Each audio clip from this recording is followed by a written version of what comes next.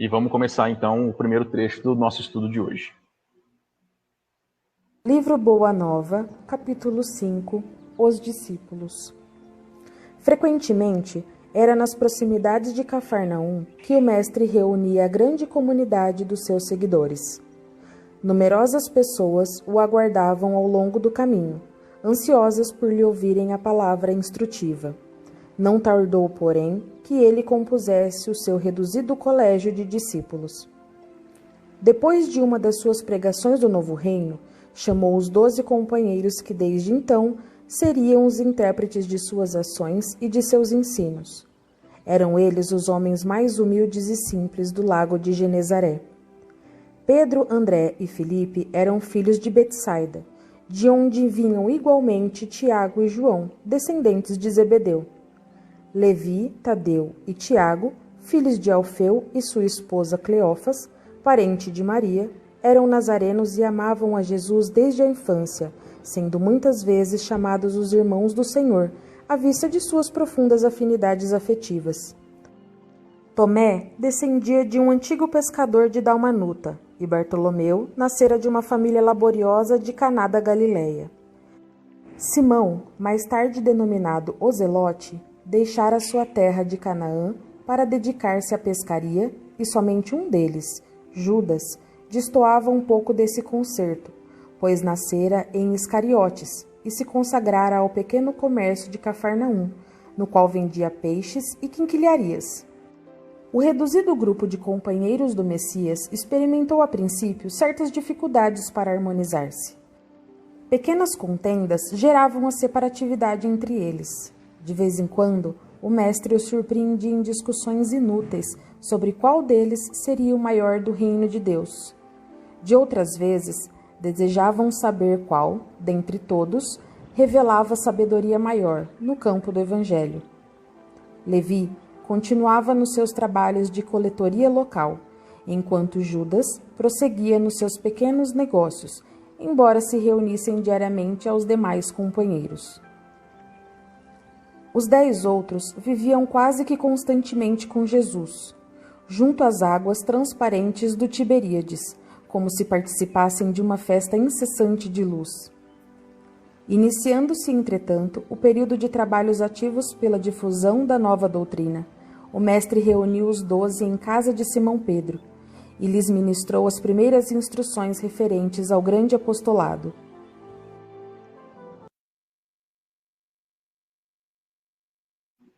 Pois é, eu coloquei você no mudo, Tato.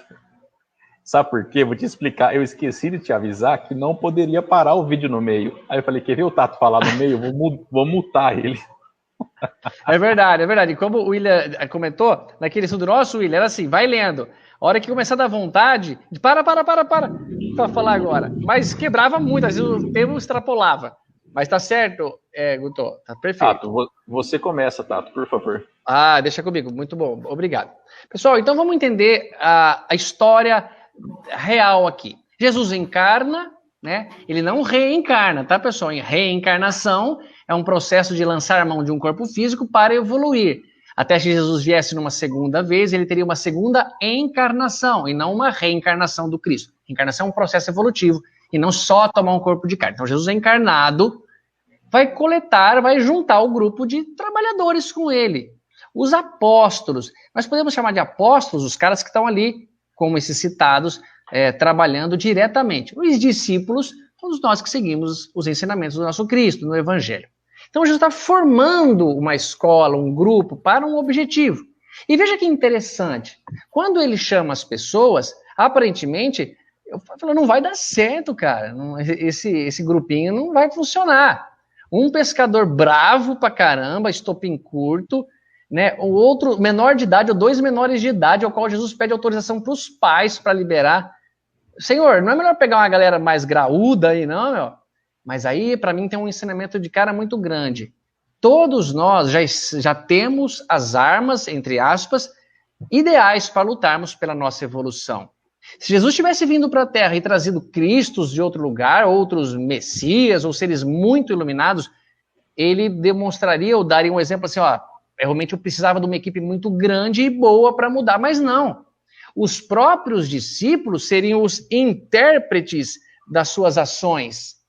E ele sabia que os discípulos, muito provavelmente, interpretariam errado muitas coisas, mas vai errado mesmo, porque vocês têm que fazer o trabalho. Mesmo que ele desse a mensagem pura como deu, a captação nossa não é pura. Eu não consigo jogar uma água limpa num vaso sujo e ela permanecer limpa, mas eu tenho que fazer um jeito de limpar o meu vaso. Então, é o nosso trabalho. Dá um alegre para cada um de nós, ou vocês, que vocês... Jesus, vem resolver o problema da pandemia, ou vem resolver o meu trabalho. Não, é você que tem que resolver. Nós que temos que descascar esse abacaxi. É claro que o Cristo está conosco, está nos orientando, mas é como um técnico na beirada do campo, dizendo, tenta entrar por esse lado e você faz o gol, marque o pênalti, cobre assim, dando instruções, mas ele mesmo não pode cobrar o pênalti, porque ele já cobrou no tempo dele e já está onde está. Então, a primeira impressão que eu causo, que eu sinto quando ele vai convidar os discípulos, é que ele chama um de cada grupo por um motivo especial. É claro que o mestre já tinha combinado com eles que eles reencarnariam e que, ao chamá-los, parece que uma força os motivava. Nós precisamos entender que Jesus lançou mão do material humano que temos à disposição. Então, isso para mim mostra, ele é o orientador, ele está no leme, ele é o Cristo. Mas nós somos seus trabalhadores, nós somos os co-criadores em plano menor, nós vamos colaborar para esta obra. Que esta obra é para nós, por nós, e não em si para ele. O Cristo em si não precisa que nós façamos nada para que ele melhore, para que ele chegue a um nível, mas sim que nós melhoremos. E a mensagem dele, justamente pela interpretação de cada um de nós, vai se aprimorando, vai se evoluindo. Olha só que frase bonita daquele intérprete lá, o Kenneth Bailey, ele fala, um dia o compositor faz a sua música e a canção está acabada. O escultor cinzela o seu mármore e a sua estátua está terminada. Mas o trabalho, a tarefa do exegeta, ou seja, do intérprete, nunca tem fim. Ele só pode parar para analisar a sua interpretação num certo ponto cronológico. Ou seja, eu, William, aqui, todos nós, vamos tentar interpretar e entender alguma coisa com a nossa interpretação. Mas esse forçar, ele fala, será que está certo, William, isso que o William falou? Será que o Tato não está viajando? Este motivo, essa força, nos faz caminhar, nos faz refletir e chegarmos às nossas conclusões. Ninguém aprende com o outro ou com a conclusão do outro. O outro pode dar o exemplo, pode ensinar, mas eu preciso tirar a conclusão e perceber, não há outro caminho, o melhor modo é esse. Então os discípulos aqui representam todos nós, que tem contendas, sim, que tem diferenças, que tem dificuldades, mas somos todos caminheiros, viajantes nesse caminho trilhado ou mostrado por Jesus. Essa para mim é a primeira ideia, até quando ele diz nessa parte aqui, que eu fiquei chocado na primeira vez, pequeninas contendas geravam separatividade entre eles. E não acontece conosco muito isso? A separatividade que nós temos, eu e o Cinho estávamos até algum tempo conversando sobre o sincretismo religioso, quanto é bonito, quanto é legal, mas causa separatividade, em vez de unir uma caridade feita por um padre, como lá no trabalho do Wagner Moura, a Fraternidade Fronteiras, é tão bonito, tão digno, que chega a emocionar essa união. Mas essas contendas são tudo vaidade e orgulho nosso. Então essas contendas, se existirem, têm que irem se acabando pelo esclarecimento, pelo pensamento, pela nossa evolução, tá bom? Discípulos somos todos nós, com diferenças, mas que com esse material humano Jesus resolveu trabalhar, e eu confio que nós vamos conseguir consertar qualquer problema que o planeta tenha para se tornar um planeta muito melhor. Que gostoso falar aqui com vocês sobre isso, pessoal. Vai lá, William, vai lá, arrebenta, cara. Olha só, pessoal, que esse cara tem pra... O que eu acho legal aqui, Tato, assim, pegando... Eu quero pegar 2 pontos que você falou, para depois entrar aqui no próprio texto. Bacana quando você coloca a questão do Jesus no leme, né?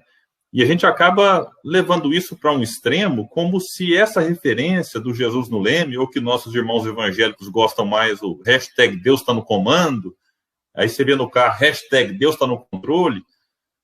Tudo bem, a gente acredita nisso. Sim. Né? Existe um comando celestial de que tudo está, de certa forma, em ordem. Até quando se destrói algo, a finalidade da destruição é o progresso. Exato, lindo, então, lindo, William. Então, existe um propósito maior na vida, mas existe a responsabilidade individual.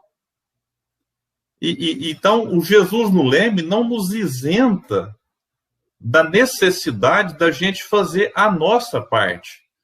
Porque o Evangelho é uma proposta ativa. E a gente compreende essa proposta ativa, por exemplo, a partir da oração de São Francisco. Né? Senhor, fazei-me um instrumento de vossa paz. Onde houver ódio, que eu leve o amor. Onde houver ofensa, que eu leve o perdão. Onde houver trevas, que eu leve a luz. E ele vai colocando.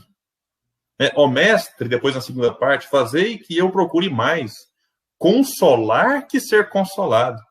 Ou seja, não é assim, diante de uma aflição, Jesus está no leme, ele vai lá e consola. Não. É o discípulo, é porque, naquela frase do meu primo, irmão Jacob, lá do livro Voltei, legal, já que estamos aqui hoje na família dos Seixas, tem a família Jacob também, o Jacob está representado. Não é Jacob Figner, não, né? Só Jacob, no caso. Só Jacob, só. Beleza, William.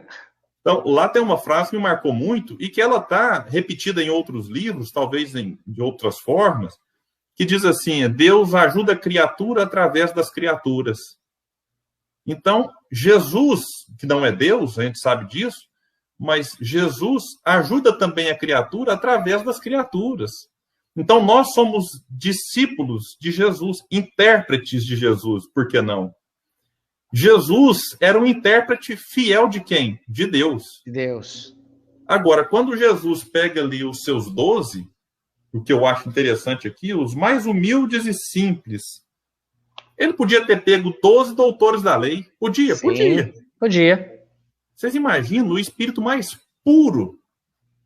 O governador do Orbe, e deixa eu puxar a sardinha aqui para Leon Denis, Leon Denis coloca isso no livro Cristianismo e Espiritismo, e foi escrito em 1898, que o planeta é governado por Jesus. E a gente tem na Revista Espírita essa expressão falando de espírito da verdade, né? Estaria na direção do planeta e tal, e Leon Denis crava Jesus nessa situação de governador. Então imagina, o governador do Orbe, ele pode escolher o que ele quiser. Onde nascer, quem que vai ser o pai, quem que vai ser a mãe. Digamos que o planejamento encarnatório ele faz, o que ele quiser. E ele não escolhe 12 doutores da lei, não escolhe 12 poderosos para ser seus discípulos. 12, nem aqueles assim, pessoas importantes demais na sociedade. Ele pega 12 simples, 12 humildes, 12 indivíduos que não eram puros ainda. Como a nos dizer assim, olha, para ser discípulo de Jesus em 2021, não necessita ser puro, porque quando ele esteve, não necessitava. Sim, muito legal. Então, assim, quando ele estava encarnado, ele não buscou 12 puros. Imagina na ausência física dele. Se a gente vai buscar pureza naqueles que se dispõem a servir a sua mensagem, a praticar aquilo que ele nos deixou. Então, ele vai buscar 12 indivíduos dispostos, isso sim, né? Ele vai esperar a necessidade da disposição, da boa vontade, mas ele não exige a pureza. Eu, particularmente, sou apaixonado no Simão Pedro. Não de Lima, aqui de Patrocínio. Eu também sou apaixonado de Lima, né? Mas o Simão Pedro de Cafarnaum é maravilhoso, porque ele vai... O Gustavo Gandolfi, ele também adora o Simão Pedro, só para falar. Ele ama o Simão Pedro. Então, tamo junto aí. Então, assim, para nos mostrar, olha, ele também tinha violência dentro dele, querendo resolver ali a prisão de Jesus, pega a espada, arranca a orelha, depois ele vai negar Jesus, ele vai caminhar nas águas e afunda, o café vacilou, ele perguntava, ele questionava. Simão Pedro é aquilo, é a gente. Com as nossas contradições, com as nossas lutas, com os nossos conflitos internos e que passam por exterior muitas vezes. Então, sim, e a gente vai ver vários outros. E aqui já destaco, inclusive, como o Judas já destoava um pouco, né, da galera aqui, ele vai, né, ele já era um pouquinho diferente, eu fiquei um pouco triste porque Judas era comerciante, aí me tocou, né, que eu também sou, então, puxa, o comerciante já é mal visto desde aquela época, já tinha que ser um cara da minha classe aqui, né, da minha categoria. Então... Pelo menos, William, tinha um da sua classe, e dentista que nem tem, imagina o que ele considera. Então eu falei, puxa, tinha que ser um comerciante para aprontar ali, né, só mais... A gente percebe, assim, é muito bacana. Essa primeira parte aqui, eu acho que ela fala um pouco também dos bastidores do Evangelho, que, na verdade, o livro Boa Nova traz bastante disso, né? Dos detalhes que, às vezes, os evangelistas não pegaram, ou não anotaram, ou se anotaram, não foi copiado, enfim, se perdeu. E Humberto de Campos vem trazer, né, essa questão toda de que 10 passaram a viver quase constantemente com Jesus, enquanto Judas e Levi ainda mantinham ali um trabalho fora, mas se encontrava quase que diariamente. Então, eu gosto de ver esses detalhes, que a gente começa a desenhar na cabeça, né? Sim. Jesus caminhando no lago, recebendo ali a turma, de repente ele começa a chamar Pedro larga a rede e vai pescar almas. Então, assim, é muito bonito esse momento aqui de reunir o colégio, né? Então, realmente é um momento bacana, legal. Você citou muito bem aqui a questão das dificuldades, né? Isso a gente vê na prática ainda hoje. Isso aqui não é para a gente acomodar com isso, não. Assim, não, tá vendo? Tem briga mesmo. Tem briga desde aquela época, vamos ter briga até eternamente. Não. É para a gente tentar fazer diferente no bom sentido, mas, ao mesmo tempo, entender que faz parte das contradições humanas. Você vê, entre 12, num grupo de 12, existia diferenças, divergências. E Jesus era aquele elemento agregador. Era aquele que buscava ver os pontos de convergência para unir, não as divergências para desunir. E a gente percebe que a sociedade hoje está tão polarizada, que eu vou trazer uma reflexão, por incrível que pareça, do Big Brother. Não vou citar nome para não fazer campanha e nem um motivo. Mas uma das participantes, de repente, ela 100%, uma opinião dela, eu não quero aqui também fazer juízo de valor da opinião que ela externou, pronto, foi motivo dela ser cancelada. Então, ao invés de se pegar nos detalhes que nos unem, a gente vai justo naquilo que nos desune. Isso já é motivo para contendas gigantescas e cancelamentos e tudo mais. Aí parece que se anula tudo que se fez de bom para pegar num detalhe de ruim. E aí se cancela o indivíduo. Então, assim, mas no centro espírita, né, nas contendas religiosas, isso acontece muito. Agora, é necessário fazer o quê? Destruir o colégio por conta disso? Não. Jesus agregou, Jesus fortaleceu aquele colégio e foi ensinando até o fim, né? Legal demais. Deixa eu falar um pouquinho uma coisa, cara, por favor. Olha só, uma coisa que o William falou e me chamou a atenção. Quando ele diz que Jesus escolhe os mais humildes, os mais simples. Mas vejam aqui, talvez o William dê um toque que eu não tinha sacado. Olha que legal comparar o que o William falou a isso aqui, ó. Pequeninas contendas geravam separatividade entre eles. De vez em quando o mestre surpreendia em discussões inúteis sobre qual deles seria o maior no reino de Deus. Orgulhosos, cara. E ainda que o Cristo escolhe uns caras simples, que não era para ter. Imagina se, como o William falou, se ele pega aí cara com púrpura e imperadores. Era só orgulho, e aí não tem mais jeito. Porque nós sabemos que o poder, que o dinheiro, a condição financeira, a beleza, estimula coisas que era melhor até que ficasse abafada. Então, limitações no planeta, físicas, financeiras, sociais, de certo modo, na nossa condição, é um benefício. Porque vai saber o que a gente vai fazer se eu tivesse muito poder. Se um cara me incomoda, o que eu mando tirar o emprego dele, mando falar que esse cara não tem mais capacidade para trabalhar em um lugar só para prejudicá-lo. Então, pessoal, bem comentado aqui no William, vamos ressaltar o que ele falou. Jesus escolhe entre os mais simples. Não alfabetizados, homens pobres, pescadores, mas dificuldade que seria naquele momento. E ele em si observa discussões que geram estímulos de orgulho. Quem é maior reino de Deus? Isso até gerou uma história onde Jesus, ouvindo falar, ele falou: o maior do reino de Deus é aquele que está mais disposto a servir e lava o pé dos caras. Então vejam bem, vamos tentar de cara, para se considerar um discípulo. E teve uma irmã aqui que comentou, o Guto colocou: então eu tenho chance de ser uma... Com certeza, minha irmã, todos temos chance, mas precisamos perder um pouco mais do nosso orgulho. Eu acho que nós estamos numa condição, William, sabe quando você lança um foguete para a atmosfera, aquele fogaréu, aquelas labaredas que tem que ficar de longe, vendo? Precisou dessa força, desse impulso, mas depois de um certo tempo, vai soltando um pedaço aí para fora, porque não dá, é inútil agora. Você está numa situação mais sem órbita, que a propulsão caminha de outro modo.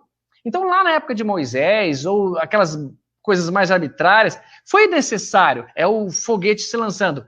Mas talvez agora já podemos lançar mão do nosso orgulho para fora, não usar mais isso. Por quê? Porque no passado o orgulho salvou nossa vida, o egoísmo também. Imagina que eu e o Cinho, o William e o Guto somos uma tribo, somos do mesmo bando. E tá morrendo de fome, meu. Aí conseguiu lá que o William percebe a presença de um mamute, nós vamos lá e abatemos ele.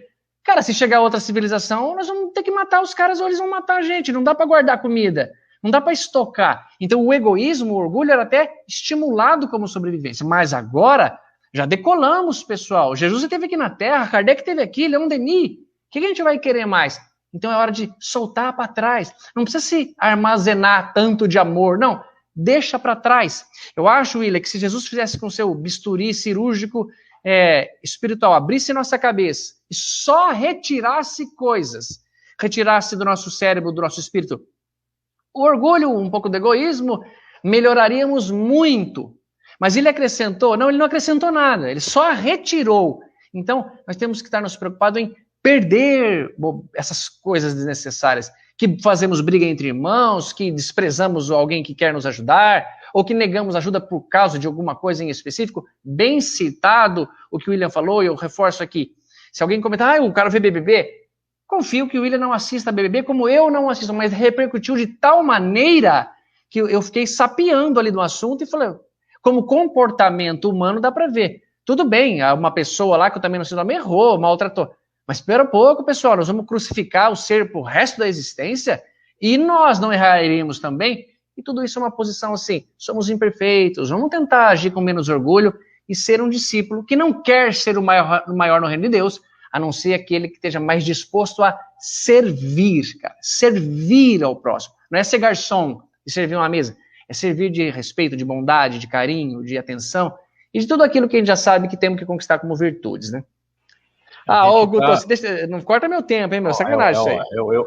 O pessoal já reclamou aqui que eu te deixei mudo, mas teve umas pessoas que falaram bem feito pro Tato, tá? Thaís, pode subir comentário aí que você vai achar. Eu vou ver. E vou orar para essas pessoas à noite para acontecer para elas umas coisas. Você tá louco? Eu vou passar pro chefe para fazer os comentários dele, mas antes eu vou só falar de um pontinho que o William falou, que é realmente o cancelamento. A gente tem evitado, e eu tenho evitado muito comentar assuntos polêmicos no Facebook. Já não era uma coisa que eu fazia normalmente. Mas parece que hoje, nos dias de hoje, cara, como que as pessoas estão maldosas na internet. Maldosas na internet. Então, eu convido todo mundo, assim como eu me convido todos os dias, a evitar comentários que não vão acrescentar nada de bom. Se não vai acrescentar nada de bom, não precisa comentar. Não precisa falar, Chefe, por favor. Prega o evangelho, se necessário, use palavras. Francisco de Assis. Que lindo, Francisco. Você sabe que, Tato, uma coisa que eu tenho, uma das coisas que eu me arrependo muito na minha vida, cara, foi um dia, alguns anos atrás, eu estava em Bauru e a gente estava conversando. Estava contigo aí. A gente estava conversando sobre o Richard, eu estava falando para você como eu sempre fui fã do Richard. A minha vida de espírita desde criança sempre foi ouvir o Orson e o Richard. São as duas grandes referências que eu tenho de palestrantes. Graças a Deus consegui apertar a mão dos dois. Hoje, inclusive, o Orson é amigo de todos nós. Uma bênção que a gente consegue ter um amigo como o Orson. Mas você falou, se você quiser que eu te levo lá para ver o Richard, eu te levo, mas ele já estava bem doentinho, né? E eu acabei não indo, mas eu devia ter falado, tá, eu vou porque eu queria ver uma última vez, conversar com ele uma última vez, que eu sempre tenho uma admiração muito grande. E o Richard tem uma palestra maravilhosa em que ele fala por que Jesus não encantou Hanan e encantou os discípulos. Falei isso até no estudo passado. E vieram vários espíritos para ajudar Jesus nessa missão planetária, e esses discípulos, esse colégio apostólico que ele acabou reunindo, essas 12 pessoas, vieram também com a missão de ajudar o Cristo, e pessoas das mais variadas personalidades. Eu até brinquei que tem um livro do Augusto Cury, o William, que é um doente por leitura, o William lê aí 5, 6 livros por mês, ele tem um ritmo de booktuber. É verdade. Mas o Augusto Cury, no livro O Homem Mais Inteligente da História, ele fala que se uma equipe de RH fosse selecionar 12 pessoas para cuidar de uma empresa, jamais selecionaria os 12 que Jesus deixou ali, a hora que afunilou, que deixou. Você pega a personalidade de Pedro, que o William comentou, você pega Judas Iscariotes, você pega Simão o Zelote, que o Zelote era o pessoal que queria pegar as armas e brigar com o romano, né? Queriam a guerra, era considerado inclusive um terrorista, o Simão o Zelote. Mas você pega esses 12 e você fala, meu Deus do céu, como que pode reunir essas pessoas? Como diz mesmo William, podia ter pego 12 doutores da lei, como ele pegou também, né? Logo mais à frente ele vai, a história de Paulo de Tarso, narrada no livro Paulo Estevão, você pega como era Saulo de Tarso, no que se transforma Paulo de Tarso, e o Cristo acredita realmente nas pessoas. Então, isso serve muito para nós, no nosso dia a dia, essa questão de não acreditar que é possível fazer, que não é possível. Não, isso não é para mim. E a gente fica idolatrando pessoas na doutrina espírita, Chico Xavier, Madre Teresa de Calcutá no catolicismo, a Irmã Dulce, o Papa Francisco. Nós temos a obrigação de começar a trilhar esse mesmo caminho que essas pessoas trilharam. Porque, para nós espíritas, o processo é esse, dia após dia, pequenas metas alcançáveis, melhorar o nosso espírito e acreditar que nós somos capazes de superar qualquer dificuldade que a vida possa nos trazer. É isso que o Cristo dizia, e essa é a mensagem que ele vai dar agora no segundo trecho que o Guto vai ler do capítulo, maravilhosa, vai dizer para os discípulos, olha, vocês vão ser os portas-vozes, vocês vão ter que dizer para as pessoas uma mensagem de esperança, de alento, de resignação, de fé, de crença. E talvez falte isso nos dias de hoje, o que o Guto falou das redes sociais, essa coisa que não se vê mais o debate de ideias, de opiniões. Você vê as pessoas se degladiando na política, no futebol, na questão religiosa. O Tato comentou que a gente estava falando sobre o sincretismo religioso, que infelizmente ainda afasta. A gente tem 99% de convergência, por exemplo, com a maior religião brasileira, que é o catolicismo.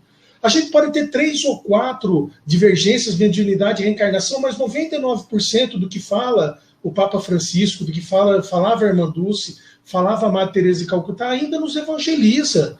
Porque nós temos muitas coisas em comum. Religião não nos faz melhor nem pior que ninguém. Religião é um instrumento que tem que nos mostrar que nós estamos no caminho certo. Muita gente encontra isso fora do espiritismo. Muita gente encontra o caminho que leva até Deus dentro do catolicismo, dentro de uma igreja evangélica. Muita gente encontra o caminho correto de vida sem mesmo acreditar em Deus.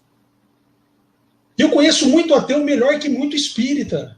Porque o cara tem a conduta e a fala condizente com o que não se espera de uma pessoa que é cristã, e nem no Cristo ele acredita. Nós temos que respeitar. Então, entender que quem professa uma fé diferente da nossa, uma religião diferente da nossa, o mínimo que nos cabe é ter respeito. Respeito e consideração, e saber que todos nós, perante Deus, somos todos irmãos. Só um detalhezinho, Guto, antes de você passar aí. Você citou sobre contratar para trabalhar na empresa, e tem um detalhe interessante, que é o João, né? O João era um adolescente, praticamente. E como a gente não dá oportunidade para o jovem, seja na área profissional, ou até no movimento espírita, no movimento religioso, né? O jovem é sempre a promessa, sempre assim, quando ele ficar adulto, ele vai ter oportunidade. Ou só coloca o jovem para arrastar a cadeira, para arrastar a mesa para um lado, para o outro, para a campanha do quilo, e não coloca o jovem onde ele sabe também que é pensar, que é dar sua contribuição pensante no movimento espírita. Então, Jesus confiou no jovem João, e é só esse detalhezinho. Eu queria aproveitar aqui também, dar uma de youtuber. Eu fui me inscrever no canal hoje, eu vi que faltam só 10 ou 11 para chegar nos 1000 inscritos, quem está no YouTube aí. Então, quem estiver assistindo e não se inscreveu, dá o inscreva-se lá, ativa o sininho para chegar a notificação dos futuros estudos, porque vamos apoiar, como o Tato falou lá atrás, de pequenos gestos, né, que são caridades. Se inscrever no canal Espírita também é uma caridade que a gente faz para a divulgação da própria doutrina. Que legal, William. Que legal. Obrigado, você falar isso, irmão. Bom, eu vou passar para o segundo, então. Vamos lá. Antes, gente, por favor, ó, eu coloquei o bannerzinho aqui em cima, tá vendo? Ó, eu sempre comento. Aqui tá o banner das instituições. Aqui tá o site do Redenção. Opa, aqui. Lá no site da Redenção tem uma abinha lá escrito projetos, e aí você clica lá, vai encontrar todas as redes sociais no banner de cada projeto para conhecer. Então, por favor, sintam-se convidados a conhecer cada uma das instituições, dos projetos que a gente sempre apresenta aqui. Um comentário só. Eu vi que muita gente fez o mesmo comentário aqui a respeito da maldade que a gente vê na internet. E a mudança tem que partir de cada um de nós. Então, porque é muito difícil de você ver alguma coisa que você discorda e ver as pessoas com opiniões fortes a respeito daquilo, às vezes muito polêmicas, e você não fala nada. Porque você acha que você tem que se posicionar para fazer o contrapeso. Mas não. É silenciar. Se não for agregar, é silenciar. Eu acho que quando a gente tenta puxar a corda para um lado e alguém puxa para o outro, a guerra só aumenta. É silenciar. Nesse campo, pelo menos, é silenciar. Bom, mas doutor, deixa eu falar uma coisa para você. A ideia não é minha, eu só compartilhei, eu só retuitei. Exato. E muito acontece correntes. Quando começou a pandemia, as correntes, né, de religiões e 1 milhão de correntes, e às vezes notícias ruins e notícias falsas, e a gente compartilha, sem nem checar a fonte. Isso é verdade. É impressionante pensar, né, Guto, que dá prazer na gente fazer isso, cara. Você se sente melhor ao falar, olha o cara, o que o cara tá fazendo, compartilhar, detonar. Sendo que você é, cara, assim, às vezes. Eu fazia muito isso, principalmente corrente. Aliás, minto, fake news, notícias. Por quê? Eu queria ser a pessoa do grupo da família que dava a notícia primeiro. Então eu não checava nada, eu só colocava no grupo da família. Depois que você postou, ó, acabou, porque a tia doida, eu tenho uma tia doida, acho que todo mundo tem uma tia doida. A tia doida já compartilhou com mais um monte de grupo, aí acabou. É verdade. Bom, pessoal, só um detalhinho, rapidinho. A hora que você... Então, imagina, a internet, olha o que ela possibilita. A internet só possibilita o mal que a gente tem, meu. Se inventar um meio de comunicação mais poderoso que a internet, a gente vai cancelar por lá. A gente jogou bomba atômica, achou que era fraca, cria uma bomba de hidrogênio, que é 100 vezes mais forte. A maldade é em nós, pessoal, não é no dinheiro, não é na internet. Vai lá, Gutão, vamos em frente, cara. É verdade. Mais uma coisa que eu esqueci de falar, eu ia falar, gente, eu falei que zoei o Tato, que ele chegou atrasado, o Tato estava ao vivo até às 8 quase. Então ele estava já ao vivo, e eu vou agradecer a família Tato que está aqui, já aguentando o Tato aí por quase 3 horas. É verdade, olha aqui, ó, a Marta Cristina estava lá, tá aqui, a Camila Ferraz, grande amada, companheira. Turma boa, mas essa é a hora da paciência, gente. Eu vou colocar o segundo trecho, ele vai travar. Vou ter que dar pausa e voltar. Vamos lá. De conformidade com a narrativa de Mateus, as recomendações iniciais do Messias aclaravam as normas de ações que os discípulos deveriam seguir para as realizações que lhes competiam concretizar. Amados, entrou Jesus e disse-lhes com mansidão extrema: não tomareis o caminho largo por onde anda toda a gente, levada pelos interesses fáceis e inferiores. Buscareis a estrada escabrosa e estreita dos sacrifícios pelo bem de todos. Também não penetrareis nos centros de discussões estéreis, a moda dos samaritanos nos das tendas que nada aproveitam as edificações do verdadeiro reino nos corações com sincero esforço. Ide antes em busca das ovelhas perdidas da casa de nosso Pai, que se encontram em aflição e voluntariamente desterradas de seu divino amor. Reúne convosco todos os que se encontram de coração angustiado e dizei-lhes, de minha parte, que é chegado o reino de Deus. Trabalhai em curar os enfermos, limpar os leprosos, ressuscitar os que estão mortos nas sombras do crime ou das desilusões ingratas do mundo. Esclarecei todos os espíritos que se encontram em trevas, dando de graça o que de graça vos é concedido. Não exibais ouro ou prata em vossas vestimentas, porque o reino do céu reserva os mais belos tesouros para os mais simples. Não ajuntais o supérfluo em alforjes, túnicas ou percatas para o caminho, porque digno é o operário do seu sustento. Em qualquer cidade ou aldeia onde entrardes, buscai saber quem deseja aí os bens do céu, com sinceridade e devotamento a Deus, e reparti as bênçãos do Evangelho com os que sejam dignos, até que vos retireis. Quando penetrardes na alguma casa, saudai-a com amor. Se essa casa merecer as bênçãos de vossa dedicação, desça sobre ela a vossa paz. Se, porém, não for digna, torne essa mesma paz aos vossos corações. Se ninguém vos receber, nem desejar ouvir as vossas instruções, retirai-vos sacudindo o pó de vossos pés, isto é, sem conservardes nenhum rancor, e sem vos contaminardes da alheia iniquidade. Em verdade vos digo que dia virá em que menos rigor haverá para os grandes pecadores, do que para quantos procurem a Deus com os lábios da falsa crença, sem a sinceridade do coração. É por essa razão que vos envio como ovelhas ao antro dos lobos, recomendando-vos a simplicidade das pombas e a prudência das serpentes. Acautelai-vos, pois, dos homens, nossos irmãos, porque sereis entregues aos seus tribunais, e sereis açoitados nos seus templos suntuosos, no qual está exilada a ideia de Deus. Sereis conduzidos como réus à presença de governadores e reis, de tiranos e descrentes, a fim de testemunhardes a minha causa. No entanto, nos dias dolorosos da humilhação, não vos dê cuidado como haveis de falar, porque minha palavra estará convosco, e sereis inspirado quanto ao que houverdes de dizer. Porque não somos nós que falamos, o Espírito amoroso de nosso Pai é que fala em todos nós. Nesses dias de sombra, em que se lutará no mundo por meu nome, o irmão entregará à morte o próprio irmão, o pai os filhos, espalhando-se nos caminhos o rastro sinistro dos lobos da iniquidade. Os que me seguirem serão desprezados e odiados por minha causa, mas aquele que perseverar até o fim será salvo. Quando, pois, fordes perseguidos numa cidade, transportai-vos para outra, porque em verdade vos afirmo que jamais estareis nos caminhos humanos sem que vos acompanhe o meu pensamento.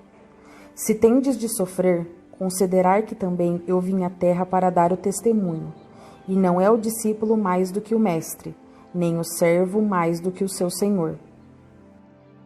Se o adversário da luz vai reunir contra mim as tentações e as zombarias, o ridículo e a crueldade, que não fará aos meus discípulos?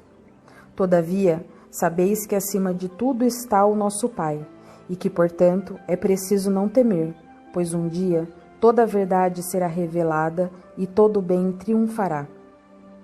O que vos ensino em particular, difundi-o publicamente, porque o que agora escutais aos ouvidos será o objeto de vossas pregações de cima dos telhados. Trabalhai pelo reino de Deus e não temais os que matam o corpo, mas não podem aniquilar a alma. Temei antes os sentimentos malignos que mergulham o corpo e a alma no inferno da consciência. Não se vendem 2 passarinhos por um ceitil? Entretanto, nenhum deles cai dos seus ninhos sem a vontade do nosso Pai. Até mesmo os cabelos de nossas cabeças estão contados. Não temais, pois, porque um homem vale mais do que muitos passarinhos. Empregai-vos no amor do Evangelho, e qualquer de vós que me confessar diante dos homens, eu confessarei igualmente diante do meu Pai que está nos céus. Nossa! Ô Tato, deixa eu falar para você, já que hoje é dia da mulher, a gente tem que fazer um agradecimento à pessoa que está lendo esse trecho para nós. Você está achando que é a Catiúcia, né? Não é a Catiúcia, não. Eu tô achando que é a Catiúcia, cara. Não, é a Naya, a esposa do Guto. Ô, Nath, que lindo o texto. Obrigado, minha irmã. Muito bem lido, A muito Nayara, legal. a Nayara é fogo, cara. A Nayara lê. Lê bonito, voz agradável. Bom demais, cara. Melhorou muito o nosso estudo aqui depois que o Guto passou para a Nayara, meu.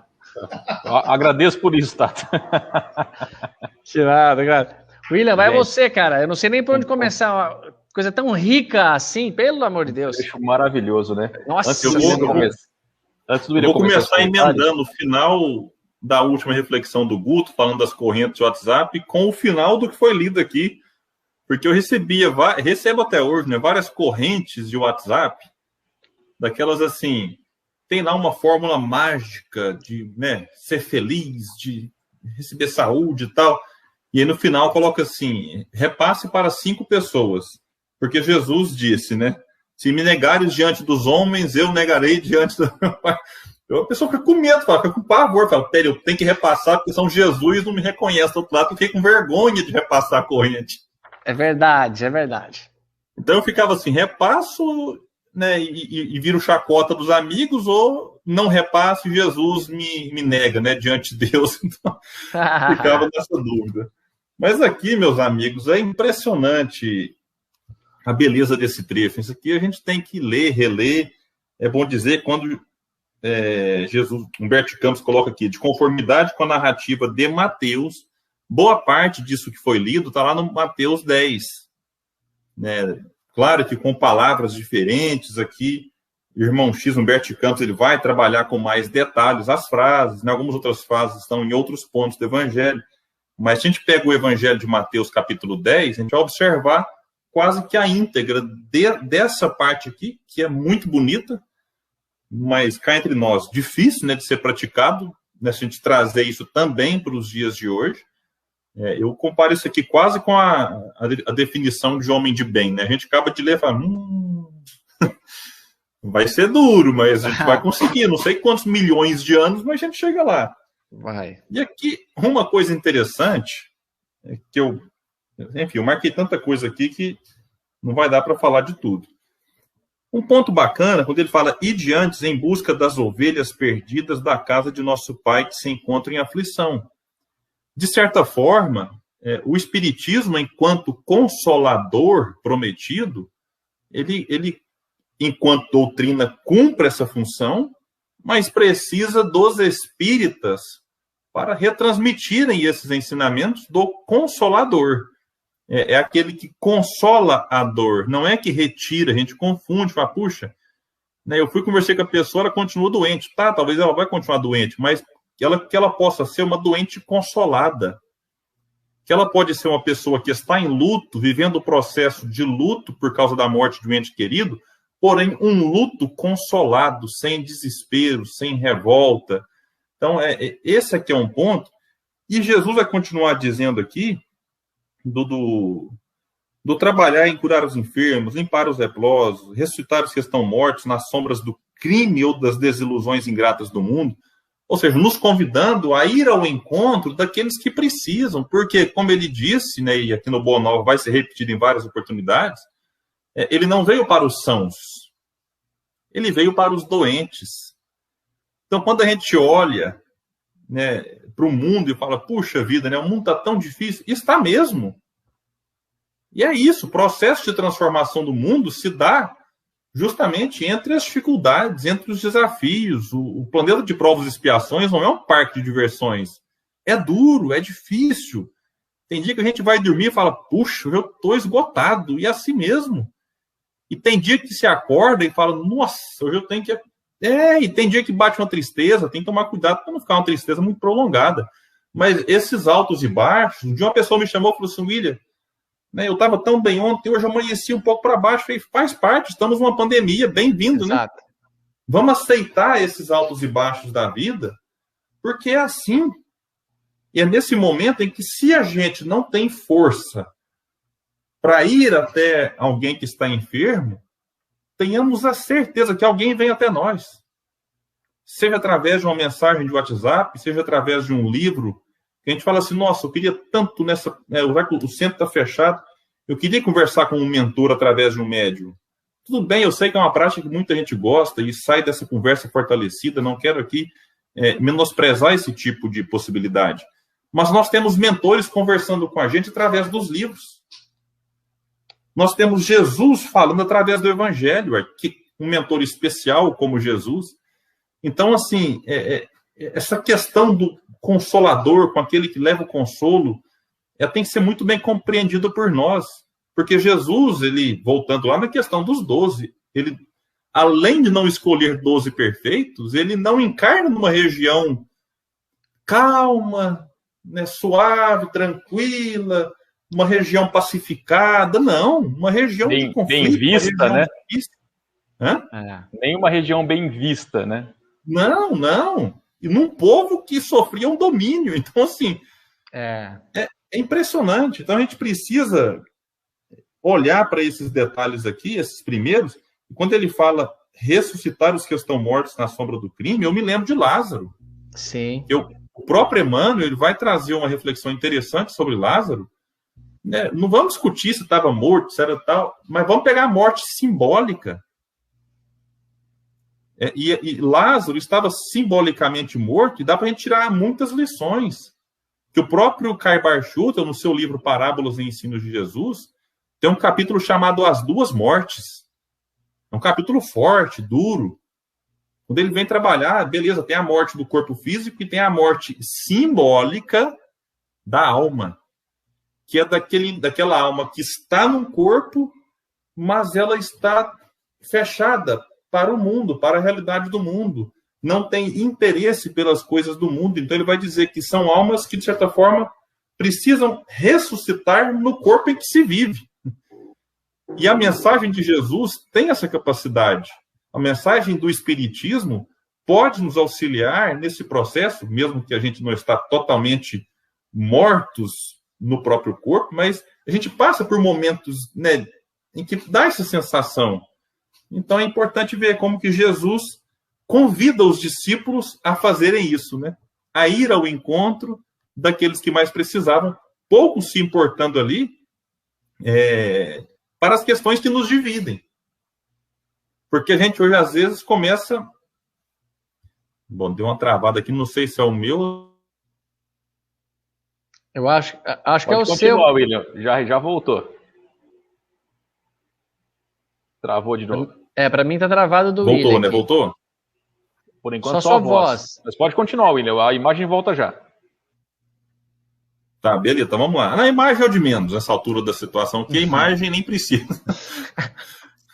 Mas, enfim, é um convite que Jesus nos faz para ir ao encontro dos sofredores. Não importa se esse sofredor tem a cor de pele diferente da minha, se esse sofredor cometeu crime, porque a gente hoje vê uma discussão, mas né, se cometeu crime não merece isso, não merece vacina, não merece aquilo outro. Não importa se esse sofredor tem orientação sexual diferente da minha, se ele é de um país diferente de um meu, nós somos um só povo, nós somos uma irmandade. Não importa se torce para um time de futebol diferente, se ele votou num político diferente na outra eleição, se ele... Enfim, né, o convite que Jesus faz aos discípulos aqui na ocasião e faz a todos nós é o exemplo daquele bom samaritano, né? É do auxílio desinteressado, sem condições, simplesmente porque o outro é um irmão em sofrimento. E esse irmão em sofrimento precisa de alguém disposto a levar um pouco desse auxílio. Que legal, William. Que gostoso, meu, ouvir. É muito gostoso fazer estudo. Diga lá. Deixa eu passar para o meu chefe. Claro, sem dúvida. Vamos lá. Meu chefe pediu para falar. Sem dúvida. Vamos lá. Tá achando que é qualquer um? Tá achando que é qualquer um que consegue cortar o Tato? Não, com certeza. Estou quietinho aqui. Vamos pra frente. Eu pedi para falar em segundo, porque eu vou falar 1 minuto, porque o Tato vai esmiuçar essa segunda parte do capítulo, como ele sempre muito bem o faz, né? Mas eu só queria destacar um trecho aqui do que foi lido, do Jesus dizendo: se ninguém vos receber, nem desejar ouvir as vossas instruções, retirai-vos sacudindo o pó dos vossos pés. E no Evangelho de Mateus, no capítulo 10, como o Ida bem observou, é o pó das vossas sandálias. E sem conservardes nenhum rancor e sem vos contaminardes de alheia iniquidade. Tem uma passagem do livro Perante Jesus, de Emmanuel, psicografia do querido Chico Xavier, que Emmanuel diz que o pó da sandália, sacudir o pó da sandália, significa que quando o seu amor próprio ele é destrutível na sua personalidade, quer dizer, quando você deixa do amor próprio, que é a autoestima, né? Aquilo que Jesus falava, amar o próximo como a si mesmo. Então, nós precisamos nos amar para aprender a amar o próximo. E essa autoestima nada tem a ver com orgulho, com vaidade, com egoísmo, de maneira nenhuma. E quanta gente que não se incomoda em relação a isso, de que o que as pessoas estão achando do que você pensa, do que você faz, do que você fala, e isso leva as pessoas realmente a um transtorno mental, o que Emmanuel mesmo diz, né? Quantas enfermidades que a ciência dá um nome, quando na realidade são doenças que iniciam no seu psiquismo, as doenças psicossomáticas, né? Começam na mente e refletem no corpo físico. Então, eu acho a parte marcante desse trecho é quando Jesus diz, olha, sacode o pó da sandália. Quer dizer, Não esquenta a cabeça com isso, faz o seu trabalho, faz o que você tem que fazer, fala o que você tem que falar, acredita mais em você, você sabe que você está no caminho correto, segue em frente. Porque pega, por exemplo, o Chico Xavier, a vida que o Chico teve, um sofrimento absurdo, críticas de tudo quanto era lado, e o Chico sempre resignado, sempre confiante, sempre seguindo em frente. E às vezes a gente fica preocupado justamente com isso. Mas por quê? Porque isso fere o nosso orgulho, fere a nossa vaidade. E aí vem Humberto de Campos narrando esse trecho do Evangelho de Mateus, dando um tapa de luva de pelica na nossa cara, dizendo, olha, escute as palavras de Jesus, sacode o pó das sandálias e segue em frente. Aprenda a lidar com o seu amor próprio, e não com o amor próprio que destrói a sua alma, que é aquele carregado do orgulho, da vaidade e do egoísmo. O que eu tinha que falar nesse segundo trecho era isso. Agora, meu grande amigo Tato. Cara, legal demais, Jussim. Obrigado. Muito legal. Olha só, pessoal, nesse trecho grande que nós temos que ler pelo tempo, tem muito ensinamento. Daria para ficar aqui, só aqui. Na primeira parte também já daria, mas vamos respeitar o capítulo. Quando Jesus começa a sua fala, me chama muita atenção quando ele fala assim, amados. Para mim é tão bonito e sincero e verdadeiro ele nos referir como amados. Amados de quem? De Deus, dele. Amados, ou seja, pessoas que são amadas. Tudo que está acontecendo, está tudo bem, está tudo certo. Vocês vão passar por isso, vão melhorar. E aqui, quando tem uma lição do Emmanuel, ele se refere a uma expressão de Paulo também, que ele fala assim, dos outros eu espero qualquer coisa, mas de vocês, meus amados, eu espero coisas melhores. Então, vamos entender um pouco. Essas coisas melhores, Jesus vai pôr em prática aqui para nós, nesse trecho. Ele vai ensinar detalhes que dá para a gente mudar agora de comportamento. Olha só essa parte, quando ele fala, ó, amados, não tomareis o caminho largo por onde anda todo mundo, toda a gente. Tenta não ver a vida, como o William bem comentou, de imaginar assim, uma igreja, um certo tipo de comportamento que vai lhe dar dinheiro, vai lhe dar saúde, como se isso representasse o bem-estar de Deus com você. Então ele fala, pessoal, não pensa assim, ó, não escolheis o caminho largo por onde anda todo mundo. Levada pelos interesses fáceis e inferiores. Não é por aqui. Olha o que ele diz. Buscareis a estrada escabrosa e estreita dos sacrifícios. Não é procurar sofrimento, mas ser alguém que faz os sacrifícios pelo outro é muito difícil. Pode perceber bem que quando você tenta ajudar, que quando você tenta colaborar, muitas vezes é mal compreendido e torna-se, poxa, estou tentando te ajudar, meu.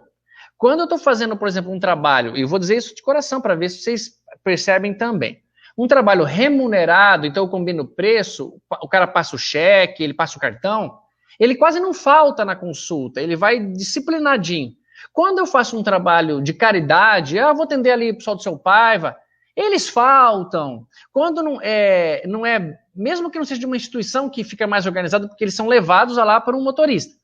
Mas quando é assim um cara que eu quero ajudar, ele não vai, ele fala, parece-me assim, poxa, já estou fazendo a parte, o sacrifício é difícil, amigão. Tentar ajudar, tentar colaborar não é fácil. Uma outra coisa que ele pede para mim e é importante, também não penetreis nos centros de discussões estéreis. Pessoal, o que é algo ser estéril? Algo que não produz fruto, que não consegue continuar a espécie. É estéril, não vai gerar nada essa discussão. E tudo que é estéril, que foi feito, gerou só parte ruim, não continuou uma parte boa. Então o Guto enfatizou 2 vezes esse momento. Pessoal, se não for para você falar alguma coisa boa, fica quieto, deixa para lá. Eu sei que você sabe que ele está equivocado, que ele falou de um Deus de uma maneira, não tem importância, não dá. O Kardec falava, não adianta discutir com quem tem certezas. Nós precisamos de pessoas que têm dúvidas. Então, só leve adiante uma discussão, uma conversa, se houver frutos. Se você perceber que a coisa já não está indo bem, porque não é para ficar brigado com o teu irmão. No capítulo 5 de Mateus, portanto, anterior a isso um pouquinho, ele pede que você tenha uma oferta para fazer, mas se lembrar que tem algo contra teu irmão, guarda a oferta e vai resolver primeiro o problema com o irmão. E ele podia ter pensado numa outra história, você está em casa, pensou ainda na tua casa, se vai fazer as pazes com um adversário, com o irmão, ou se vai, bom, já que está em casa, faz as pazes primeiro. Não, o Cristo já pintou o quadro. Pegou a oferta, subiu a escadaria de joelho, tomou metrô, ônibus, andou de quilômetros, está lá para fazer. Ele podia falar, então vai, acaba, faz logo essa oferta e depois vai correndo. Não, ele manda guardar, cara, guarda. Veja que a importância, o assunto, eu não tinha pensado, mas está me levando a esse entendimento. Vamos nos respeitar, pessoal, ajudar quem está na frente, a nossa acessível a nós, dessa maneira, se calando se for preciso. Quantas vezes nós ouvimos absurdos de pessoas e a gente fica calado? Na palestra anterior, meninos, se vocês não viram, entrou um irmão lá e começou assim a atacar comentários desconcertantes ao nosso entendimento espírita. Eu falei, eu nunca entraria numa palestra de um padre, né? E ficaria criticando o que o pessoal está assistindo. Eu poderia lá ficar ouvindo quietinho, mas é isso que eu quero dizer. Mas e o meu comportamento? Irmão, bem-vindo, vamos estudar junto, comenta alguma coisa que possa nos esclarecer e ser maior. Outro detalhe, ó, não exibais ouro ou prata em vossas vestimentas. Eu não tô com roupa de padre, só tem um jacarezinho grudado aqui, tem um raiozinho na minha calça, que é aquele da Zumba, um tênis. Mas é isso que ele quer dizer, não ostente exterior. Vocês não são exterior. Vocês não conseguirão levar para nada. E achar que isso lhe dar poder vai fazer o que o Chico Xavier falou em Humberto de Campos, na descrição de Papa Pio XI, dos encarnes do Papa Pio XI, o próprio Humberto escrevendo, quando ele fala, a maior autoridade eclesiástica estava ali no leito e agonizava como qualquer homem mortal. Ao seu lado, candelabros de ouro, madeiras maravilhosas, mobílias lindas, e as maiores autoridades eclesiásticas em oração àquele homem. E olha só, William, que frase forte. E, no entanto, o homem agonizava como qualquer homem normal. E veja agora, a morte não lhe reconhecia autoridade. Não reconheça autoridade, filho. Você não tem autoridade que você está pensando. Só por causa que o vestiu a púrpura, que se dava determinações numa humanidade que seguia aquele pensamento, eu não te conheço. Afastai-vos de mim, ó vós que praticais a iniquidade. Pessoal, ele está dando um roteiro, um caminho para a gente aqui. É muito importante entendermos e seguirmos. Como o William bem disse, releiam, pessoal, releiam para vocês captarem mais coisas e vocês entenderem coisas que nós ainda não conseguimos entender e todo mundo tem situação de fazer isso. O Wilson bem comentou. Conheço muitos ateus, pessoal, que serão muito mais merecedores por acreditar que Deus não existe, que acabará e que fazem o bem mesmo assim, do que eu, o William, que já temos ali um pezinho atrás no umbral, temos medo, então muitas vezes agimos de medo no umbral. Isso é muito importante, é muito lógico de se pensar. Então, pessoal, ele pede que a gente faça isso. Junta as ovelhas perdidas, tenha paciência com elas. Outros trechos maravilhosos aqui que eu até grifei, ó. Puxa, acho que eu perdi o texto aqui, ó. Aqui, ó, esse, ó.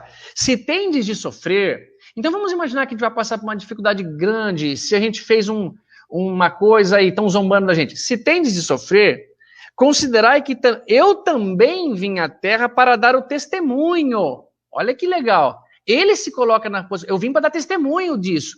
E não é o discípulo mais do que o mestre, nem o servo mais do que o Senhor. Eu me lembro aquela situação que o próprio Emmanuel fala para Chico Xavier, lá em pânico no avião, quando ele fala, estamos correndo risco de vida. Não estamos? Estão. O que há nisso? E vocês não são privilegiados. Não quero, mas estamos correndo risco de vida, não estamos? O Emmanuel podia falar, não vai acontecer nada. Não, ele fala, estão, o que tem com isso? Pela segunda vez. Vocês não são privilegiados. Então, pessoal, não fica muito triste não de achar, eu fui lá fazer e olha como ele me tratou. O servo não é maior que o seu senhor, meu. Você está se comparando a quem? A Cristo? Se compara pelo menos com um dos discípulos. Em quem me identifico mais? Simão Pedro? Quem que eu sou, será? Será que eu não sou o Judas, não? Que acho que tem que dar um empurrãozinho para o mestre muito tímido para fazer as coisas? Com esses caras eu já mal posso me comparar. Então, faz o seu trabalho. E naquela música linda de Pedro, né? Que fala assim, depois do mestre, martírios são troféus. É isso mesmo, nós vamos conseguir coisas profundas com essa situação, com essa melhora de nós mesmos. Mas, pessoal, que coisa, viu? Acho que nós temos que já seguir, senão tem mais trechos e... Muito bom que você comentou dos discípulos, né? Eu acredito que a gente tem todos os defeitos de cada um deles e a gente tem a possibilidade de chegar onde cada um deles chegou. E isso é legal, né? Então nós temos sim todos os defeitos de cada um deles, mas também temos aí as qualidades, é só a gente trabalhar em cima de cada uma delas, né? É verdade. Antes de soltar o último trecho, gente, como eu sempre comento aqui... primeiro, deixa eu falar uma coisa. O William comentou, eu entrei aqui. Gente, falta 5 pessoas para que a gente complete 1000 inscritos no canal no YouTube do YouTube do Redenção. No YouTube, Centro Espírita Redenção.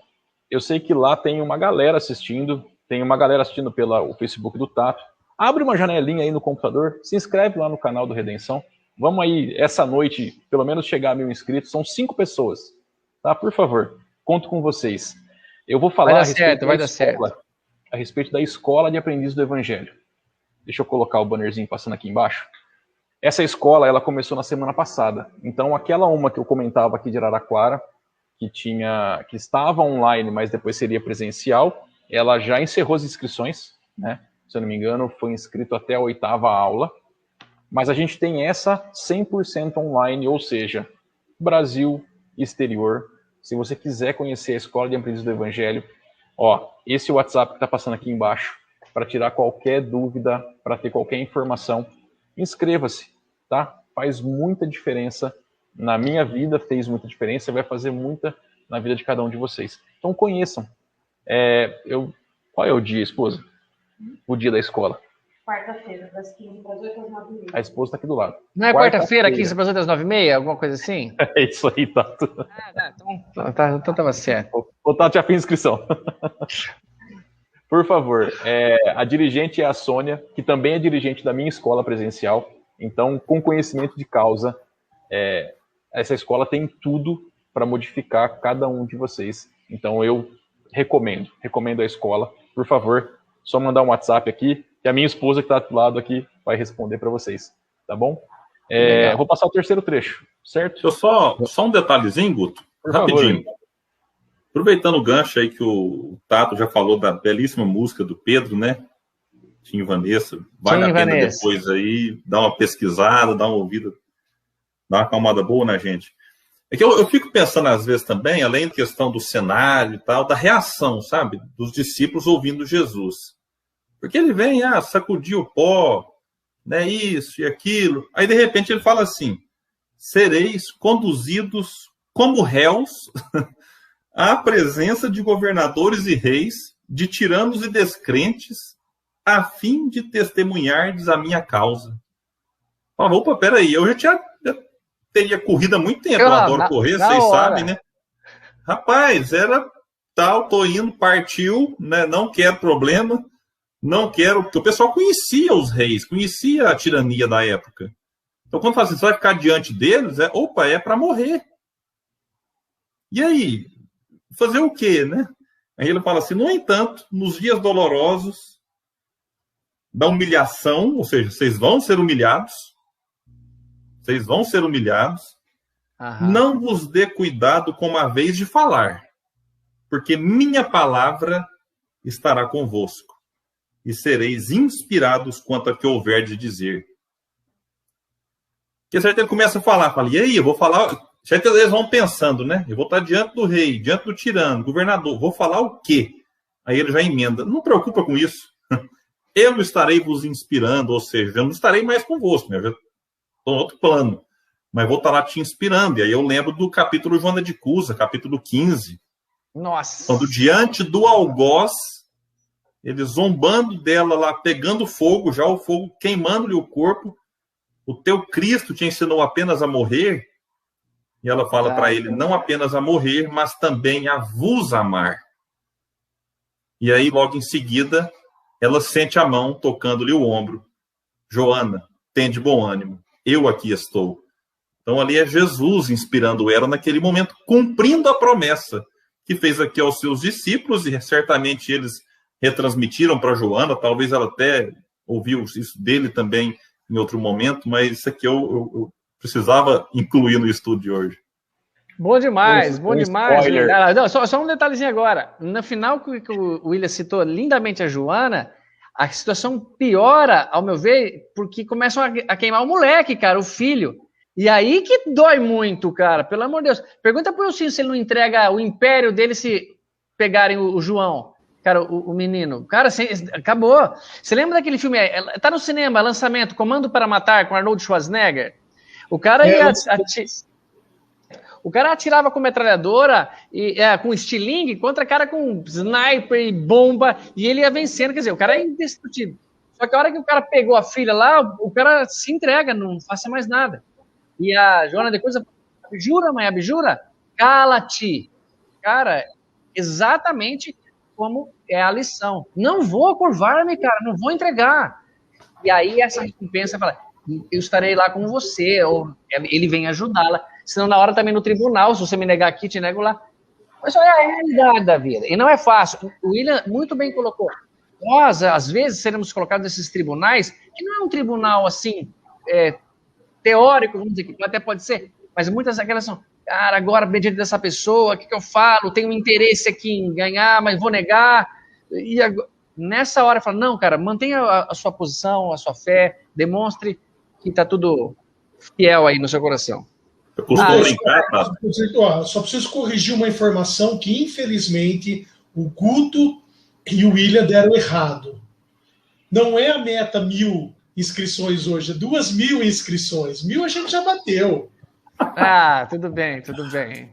Gente, mas o William foi no vácuo do Guto. Ele quis impulsionar, mas o Guto passou a informação, eu também faria mesmo. Escuta o chefe, não, tá, até 1.000 mesmo, é que ele tá querendo dobrar já. É mesmo? Ah, sim, você me enganou agora, seu pilantra. Ô, Tato, mas eu costumo brincar naquela parte que a Joana tá bem, né? Ela tá firme, até que eu falo abjura, né? Aí toma uma chicotada no lombo, aí, opa, doeu, né? E aí ele fala assim, abjura por mim que sou teu filho. Eu costumo, para quebrar um pouco ali a emoção do momento, falar assim, se fosse a sogra falando, abjura por mim que sou tua sogra, você fala assim, pó fogo, pode. Agora que não abjura nem aí, mas todo negócio é o filho, muda de figura, né? Legal, ele é legal. A sogra do Guto assiste o estudo, hein? Vê lá que você vai falar, Guto. Não, mas a sogra do Guto é exceção. Bom, gente, eu vou passar então o terceiro trecho, tá bom? Vamos lá. Deixa eu chegar nele aqui, porque eu acabei tirando ele. Pronto. As recomendações de Jesus foram ouvidas ainda por algum tempo, e terminada a sua locução, no semblante de todos perpassava a nota íntima da alegria e da esperança. Os apóstolos criam contemplar o glorioso porvir do Evangelho do Reino e estremeciam do júbilo de seus corações. Foi quando Judas Iscariotes, como que despertando antes de todos os companheiros daquelas profundas emoções de encantamento, se adiantou para o Messias, declarando em termos respeitosos e resolutos: Senhor, os vossos planos são justos e preciosos. Entretanto, é razoável considerarmos que nada poderemos edificar sem a contribuição de algum dinheiro. Jesus contemplou serenamente e redarguiu: será que Deus precisou das riquezas precárias para construir as belezas do mundo? Em mãos que saibam dominá-lo, o dinheiro é um instrumento útil, mas nunca será tudo, porque acima dos tesouros perecíveis está o amor com os seus infinitos recursos. Em meio da surpresa geral, Jesus, depois de uma pausa, continuou: No entanto, Judas, embora eu não tenha qualquer moeda do mundo, não posso desprezar o primeiro alvitre dos que contribuirão comigo para a edificação do reino de meu Pai, no espírito das criaturas. Põe em prática a tua lembrança, mas tem cuidado com a tentação das posses materiais. Organiza a tua bolsa de cooperação e guarda-a contigo. Nunca, porém, procures o que ultrapasse o necessário. Ali mesmo, pretextando a necessidade de incentivar os movimentos iniciais da grande causa, o filho de Iscariotes fez a primeira coleta entre os discípulos. Todas as possibilidades eram mínimas, mas alguns pobres denários foram recolhidos com interesse. O mestre observava a execução daquela primeira providência com um sorriso cheio de apreensões, enquanto Judas guardava cuidadosamente o fruto modesto da sua lembrança material. Em seguida, apresentando a Jesus a bolsa minúscula, que se perdia nas dobras de sua túnica, exclamou satisfeito: Senhor, a bolsa é pequenina, mas constitui o primeiro passo para que se possa realizar alguma coisa. Jesus fitou-o serenamente e retrucou em tom profético: Sim, Judas, a bolsa é pequenina. Contudo, permita a Deus que nunca sucumbas ao seu peso.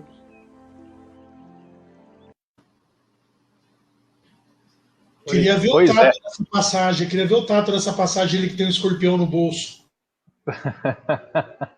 Tato, por favor. Isso, desmutar aqui. Pessoal, que coisa grandiosa, meu pai. Não tem uma vez que eu não vá ler, que eu não vá reler, que eu vá não me emocionar ou achar que estou aprendendo mais coisas que eu não sabia. Com certeza estou. Olha só, nesse trecho final aqui, há uma particularidade ali para o apóstolo Judas, nessa ideia que o Judas tinha, então, que precisava de algum dinheiro, não tem jeito. E Jesus dá uma contrarresposta na técnica maiêutica, que é perguntar uma coisa depois que outro te fez uma pergunta. Se alguém faz uma pergunta, você tem que responder, mas se você pergunta outra coisa, então envolve o cara rebateu a bola, bateu no tênis, o cara devolveu. Então ele pergunta aqui, ó, será que Deus precisou dessas riquezas precárias para construir as belezas do mundo? Então a construção da ideia de Deus, de Jesus, não é necessário o dinheiro, mas estar encarnado faz-se necessário ter algum dinheiro. Não é que é proibido, o errado é feio. Não, nós temos que nos alimentar, nos vestir, dormir, descansar. Tem que ter um canto para nós. Nós precisamos de refeitório, dormitório.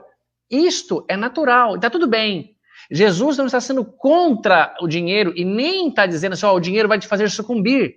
Tanto que aqui no final, quando ele fala assim, ó, sim, Judas, a bolsa é pequenina, contudo, permita a Deus que você não sucumbas ao seu peso. Porque Judas poderia não sucumbir, como os outros talvez não sucumbiram, mas essa escolha é nossa. Esse sucumbir é aquela ação, puxa, mais uma encarnação em que eu desperdicei, eu perdi, fiquei muito atento às coisas materiais, muito preocupado. Então, no capítulo 5 aqui, ele passa essa ideia para a gente assim, de que nós vamos ter uma necessidade de dinheiro, mas que não ande com prata, com ouro, não ande se valorizando externamente. Trabalhe de uma maneira para que o seu íntimo melhore, no sentido de servir ao próximo, de passar por um caminho difícil do sacrifício, da doação, dessa pessoa que quer o bem geral da humanidade, da sua vizinhança, da sua casa, naturalmente. E que o trabalho é fruto sagrado que vem dele, mas que nós temos que ter o bom senso. E ele aceita ainda, que ele diz lindamente, ó, não vou desprezar o primeiro alvitre, ou seja, o primeiro conselho, a primeira proposta dos que contribuirão comigo, como as próprias meninas lá, Joana de Cusa e muitas das que contribuíram, Maria Madalena, para o trabalho de Jesus. Então, pessoal, vamos ser contribuintes do trabalho de Jesus com o que temos de melhor a oferecer. Nosso comportamento bom, nossa ajuda. Nós estamos querendo que cheguemos ao reino de Deus, mas queremos que outros venham conosco e trazer essas pessoas para cá. Então, para mim, em tese, e estamos falando do tema, mas para os meninos falarem lindamente algo para nós, vamos entender assim, que no capítulo aqui ele pede, não fica preocupado, amigão, não fica com a cabeça quente que Deus não está no comando e que não cai uma folha de uma árvore sem conhecimento de meu pai. Como ele fala, não vos inquieteis procurando o que haveis de comer. Ah, mas então não preciso mais trabalhar? Se você está interpretando assim, amigo, é lamento, cara. Então vai procurar outra coisa. Porém, não vos inquieteis. O que é ficar inquieto? Nossa, amanhã será que o paciente vai voltar? Será que a pandemia não vai passar logo? Meu, Deus sabe que você tem que comer, que você tem que se vestir, Ele sabe que você tem necessidade dessas coisas, mas busque antes o reino de Deus, ou primeiro, e tudo mais lhe será acrescentado. Eu acho que não tem um aqui que está assistindo a gente, pessoal, que não está com um pouco de balanço econômico na vida. As coisas estão dificultosas, fechadas, mas não tem perigo, pessoal. Não vai faltar nada, não. E já vai passar e a gente volta ao nosso comércio normalmente. Mas não fique inquieto emocionalmente, não vos preocupeis. Afinal de contas, ele pergunta, quem de vós, por mais ansioso que esteja, é capaz de pintar de preto ou branco um fio sequer do vosso cabelo? Então, não tem como a gente tentar lutar contra essa força. E para mim, a mensagem é essa, pessoal. Que quando nós estamos na Terra, vamos trabalhar pelo caminho estreito, no sentido de sacrificar, doar, renunciar. Renúncia é uma palavra muito legal, porque é você ter o direito, está na tua vez, você tem a oportunidade, mas você abre mão, você renuncia pelo outro. Façamos isso e tornaremos essas pessoas que estão mais voltadas ao mundo espiritual, com mais certa atitudes para não errar, para sermos bem-sucedidos. Perfeito, Tato. Por favor, William. Bom, eu acho o comentário da Ana aqui no Facebook, ele foi muito feliz. Ela disse assim, usar o dinheiro ou deixar que o dinheiro nos use? Legal. Usufruir do recurso sem tornar-se escravo dele. Então, Humberto Holden, no livro Parábolas, A Sabedoria das Parábolas, ele faz uma análise muito interessante, que em relação aos recursos materiais, nem a recusa, nem o abuso, mas o uso. Então, ele fala assim, que alguns recusam e pensam que dá para viver sem recursos materiais, e vai enfrentar dificuldades, porque tudo hoje em dia passa por um processo, de certa forma, de industrialização que necessita ser adquirido com dinheiro. Se a gente ganha, também alguém comprou. Nem o abuso, né? A gente sabe que Kardec trabalha que a desigualdade social não é obra divina, é obra dos homens. Que se de fato não dá para ter uma igualdade plena da distribuição das riquezas por conta da diferença da inteligência, a gente sabe que o abuso das riquezas faz também com que apareça desigualdades chocantes, em que a gente vê pessoas, né, comendo comida de lixo.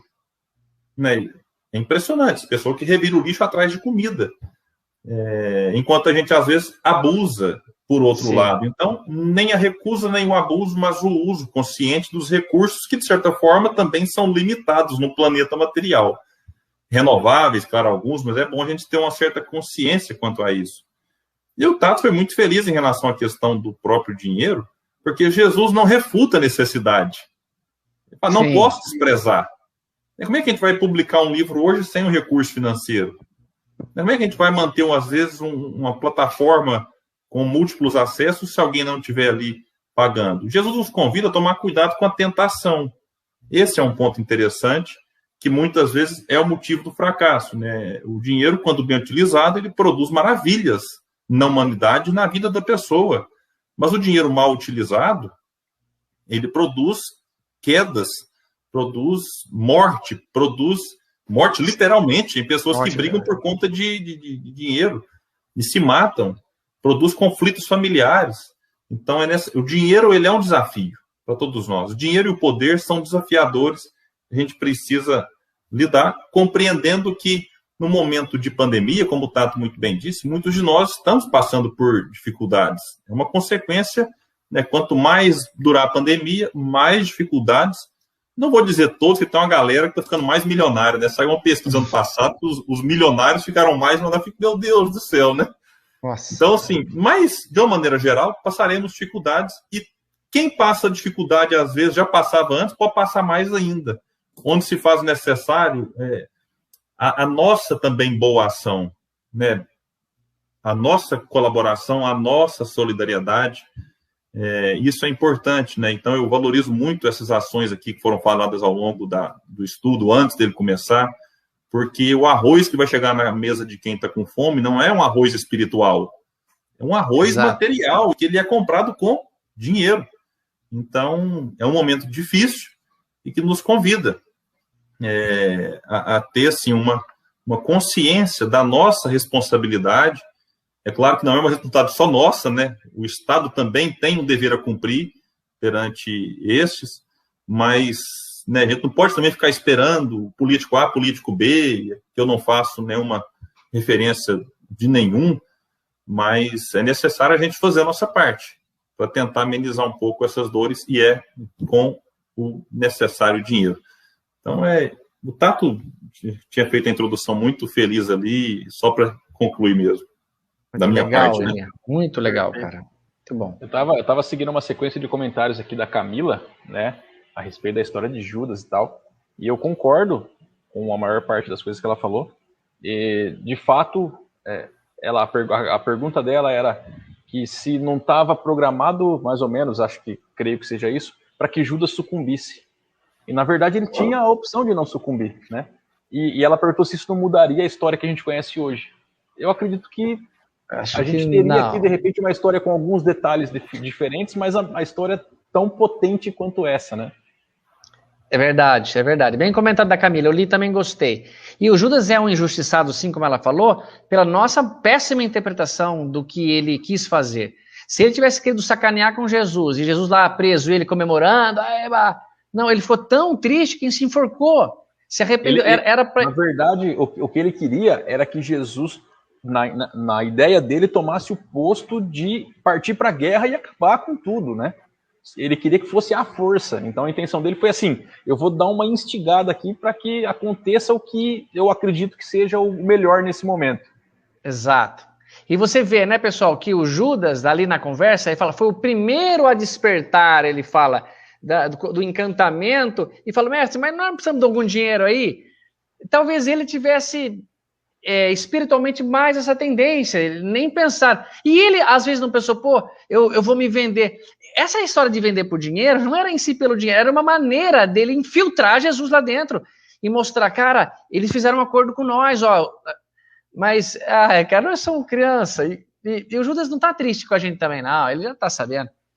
Mas vamos parar com essa história de malhar Judas, hein? Já estão fugindo do assunto, né, Tato? Ô, chefe, por favor, você tem algum comentário desse último trecho?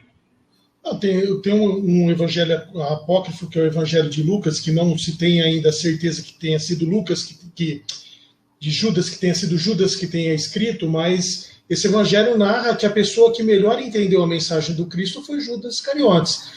E que esse episódio da entrega ao Sinédrio, depois a Roma, era um pacto que Judas tinha com Jesus para que as escrituras sagradas se cumprissem.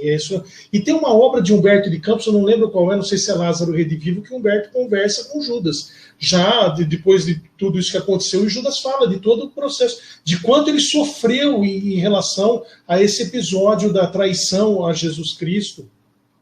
O que o Tato e o William falaram fecha muito bem essa última parte do capítulo.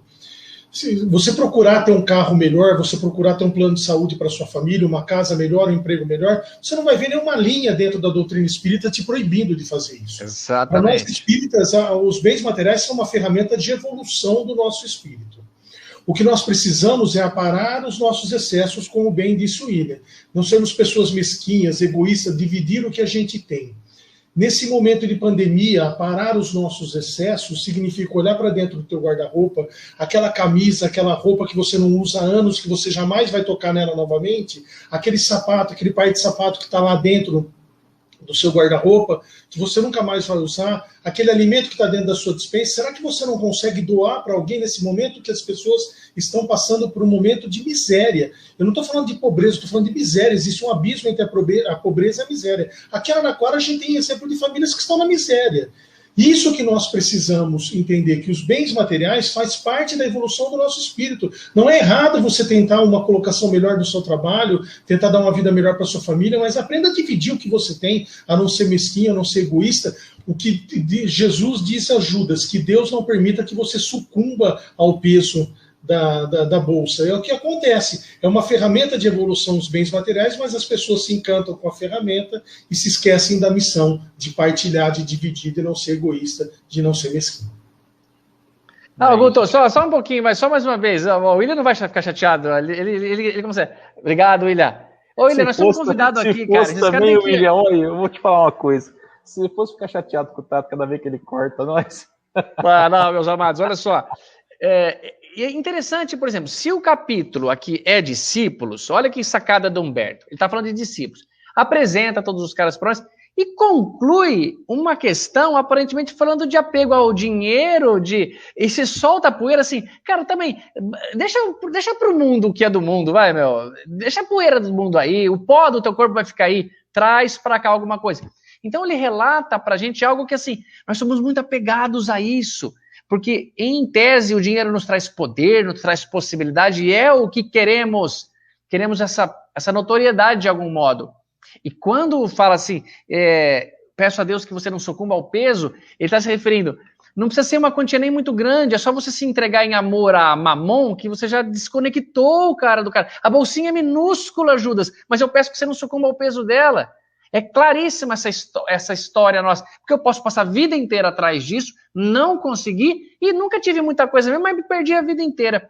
Lembramos todos nós aqui, quando aquele rapaz chega para Jesus e fala, mestre, o que devo fazer para ganhar o reino de Deus? E Jesus fala, eu vou responder com uma eutico, é o que está escrito na lei. Honrar pai e mãe, então faça isso. Pois eu já faço isso desde a minha infância e agora tá. Então tá resolvido? Não falta um detalhe. O desapego, amigão. Dá o que você tem aí, vem cá me seguir, vem dar os pobres. E o cara fica triste por quê? Porque viu que estava na sinuca, não consigo, cara, não consigo fazer. E agora eu tô preso aí. E ele fica chateado. Uma outra passagem muito legal do Emmanuel e do Chico foi que o Chico começou a frequentar uma casa, sei lá, de garotas chamada de uma vida, ou orar por elas e ajudar. E começaram a comentar que estava pegando mal o Chico ficar indo naquele lugar, ficar fazendo aquilo. E ele consulta o Emmanuel, então se ele devia parar de ir, se tinha algum problema ele ir. O Emmanuel falou, realmente não há nenhum problema, Chico, em você ir a qualquer lugar, como Jesus até fazia. E não há nenhum problema em você entrar naquela casa. A minha preocupação é se você é capaz de sair de lá. Isso que é o grande problema. Se eu e o William nos conhecemos e somos muito apegados a dinheiro, alguma coisa, tente se desvincular. Humberto de Campos, como irmão X, escreve no Treino para a Morte, treine o desapego, não adie doações, vai fazendo um pouquinho, como treino. O Ilcinho deu um bom exemplo. Cara, pega a roupa que você não vai usar mais, meu, dá uma caridadezinha aí pro centro que o Guto comentou, para esse trabalho. É um treino, galera, é um treino. Eu não vou dar uma escritura, pô, é só um pouquinho que eu tenho que fazer, senão você fica na mesma, ninguém retrograda no caminho evolutivo, mas nós todos passamos a mesma situação. E, pessoal, a necessidade de reencarnar é provar que o planeta Terra não tem mais domínio sobre mim. Domínio absoluto sobre a matéria são os que têm os espíritos puros, e nós não temos nenhum domínio nisso sobre ela ainda. Mas, cara, que gostoso estar aqui com vocês. Poxa, olha, eu lembrei o livro em que Humberto de Campos tem o diálogo com Judas, é Crônicas do Além Túmulo, que eu tenho uma memória fascinante, né? Maravilha. De jeito nenhum. William, obrigado pela lembrança, sou teu fã, cara. Crônicas de Além Túmulo, eu vi aqui, olha lá. Gente, sinceramente, foi fantástico. Muito obrigado. Tato, eu tomei um cutucão aqui, ó, pra eu parar de ficar pentelhando você, tá? De uma fã sua que tá aqui do meu lado. Então, Tato, você sabe o quanto eu admiro você. Não desmerecendo o William, que também é outra pessoa que toda vez que o William é daqui, a segunda ou terceira vez que o William participa com a gente, que acrescenta demais. Então, hoje, assim, um estudo fantástico. Que delícia, pessoal. Chefe. Eu não sei se faz bem para vocês, Wilson, William, para vocês, Guto, mas não faz bem falar desse assunto, não é gostoso, assim. Cara, você fala, nossa, que delícia, moçada. Deve ter uma frequência de espíritos que querem aprender e tá aqui comigo, com vocês, que vibra junto. Cara, não sei, é uma sensação gostosa, que o dinheiro não dá, que a alimentação não dá. Um alimento espiritual, uma água que Jesus só ele